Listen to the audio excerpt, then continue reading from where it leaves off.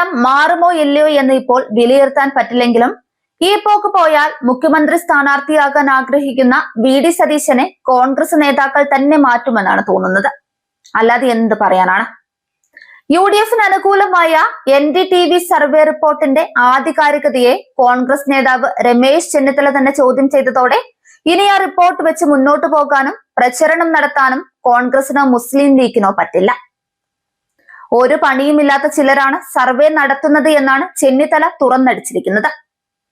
അതിനാൽ തന്നെ തന്റെ പേരില്ലാത്തതിൽ സന്തോഷമെന്നും അദ്ദേഹം തുറന്നു പറഞ്ഞിട്ടുണ്ട്.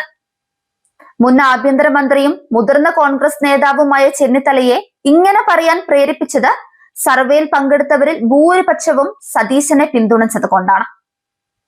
പിണറായിയാണ് 1ാം സ്ഥാനത്ത് വന്നതെങ്കിൽ പോലും ചെന്നിത്തല ഇത്തരമൊരു കടുത്ത പ്രതികരണം നടത്തുമായിരുന്നില്ല എന്നാണ് തോന്നുന്നത്. അത്രയ്ക്കും ദേഷ്യം സതീശനോട് ചെന്നിത്തലയ്ക്കുണ്ട്. കെ കരുണാകരന്റെ മന്ത്രിസഭയിൽ മന്ത്രിയായ വ്യക്തിയാണ് രമേശ് ചെന്നിത്തല. വളരെ ചെറിയ പ്രായത്തിൽ മന്ത്രിയായി അദ്ദേഹം യൂത്ത് കോൺഗ്രസിന്റെ അഖിലേന്ത്യാ പ്രസിഡന്റായും AICC സെക്രട്ടറിയായും ദീർഘകാലം ദേശീയ തലത്തിലും പ്രവർത്തിച്ചിട്ടുണ്ട്. പിന്നീട് ഐ ഗ്രൂപ്പ് വിട്ടപ്പോൾ ജി കാർത്തികേയരൊപ്പം ചേർന്ന് തിരുത്തൽവാദി ഗ്രൂപ്പ് ഉണ്ടാക്കാൻ മുൻകൈയെടുത്തതും ചെന്നിത്തലയാണ്. ഇതേ ചെന്നിത്തലയുടെ കീഴിൽ 3ാം ഗ്രൂപ്പിൽ പ്രവർത്തിച്ചവരാണ് ഈ പറയുന്ന വി.ഡി. സതീശനും KC വേണുഗോപാലും.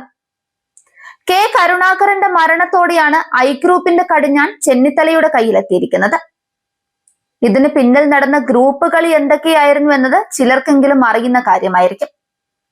ഈ ഘട്ടത്തിലൊക്കെ ചെന്നിത്തലയുടെ ഒപ്പം നിഴലായി തന്നെ വി.ഡി. സതീശനും KC വേണുഗോപാലും ഉണ്ടായിരുന്നു. യഥാർത്ഥത്തിൽ ഉമ്മൻചാണ്ടിയുടെ മരണവും KC വേണുഗോപാലിന്റെ AICCയിലെ പദവിയുമാണ് ചെന്നിത്തലയ്ക്ക് വിനയായി മാറിയത്. സംഘടനാ ജനറൽ സെക്രട്ടറി സ്ഥാനം ഉപയോഗിച്ച് KC വേണുഗോപാൽ ആദ്യം ചെയ്തത് വി.ഡി. സതീശനെ പ്രതിപക്ഷ നേതൃസ്ഥാനത്തേക്ക് കൊണ്ടുവരികയാണ്. പിന്നീട് ഉമ്മൻചാണ്ടി ജീവിച്ചിരിക്കെ തന്നെ A ഗ്രൂപ്പിനെ പോലും പിളർത്തിയതും D സിദ്ദിഖിനെയും ഷാഫി പറമ്പിലിനെയും പോലെയുള്ളവരെ അടർത്തി മാറ്റിയതും KC വേണുഗോപാലാണ്. KC ഗ്രൂപ്പ് എന്ന ഒരു ഗ്രൂപ്പ് തന്നെ ഇതിനായി അദ്ദേഹം ഉണ്ടാക്കിയിട്ടുണ്ട്.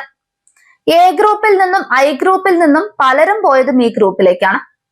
ഇതോടെ പാർട്ടിയിൽ കൂടുതൽ ദുർബലമായത് ചെന്നിത്തലയാണ്. ഉമ്മൻചാണ്ടി മരണപ്പെട്ടതോടെ സതീശനും കളി തുടങ്ങി. പാർട്ടിയിലും ഗ്രൂപ്പിലും ചെന്നിത്തലയുടെ വിശ്വസ്തരായി നിന്നവർ പാർട്ടിയിലെ എതിരാളികളായി മാറിയതോടെ ചെന്നിത്തലയാണ് ശരിക്കും ക്ഷീണിച്ചു പോയത്. ഈ ക്ഷീണം അകറ്റി തിരിച്ച് അടിച്ചു കയറി വരാനാണ് ഇപ്പോൾ അദ്ദേഹം ശ്രമിക്കുന്നത്. ഇതിന്റെ ഇടയിൽ പാരയായി ഇത്തരമൊരു സർവേ വന്നാൽ അത് ചെന്നിത്തലയ്ക്ക് എങ്ങനെയാണ് അംഗീകരിക്കാൻ പറ്റുക?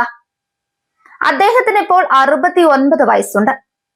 UDFന് ഭരണം ലഭിച്ചാൽ മുഖ്യമന്ത്രിയാകാനുള്ള അവസാന ചാൻസ് ആണ് ചെന്നിത്തലയ്ക്ക് മുൻപിലുള്ളത്. അതുകൊണ്ടാണ് അദ്ദേഹം ജാഗ്രതയോടെ മുന്നോട്ട് പോകുന്നത്. സർവേ ഫലത്തെ തള്ളിപ്പറഞ്ഞതും അതുകൊണ്ട് തന്നെ.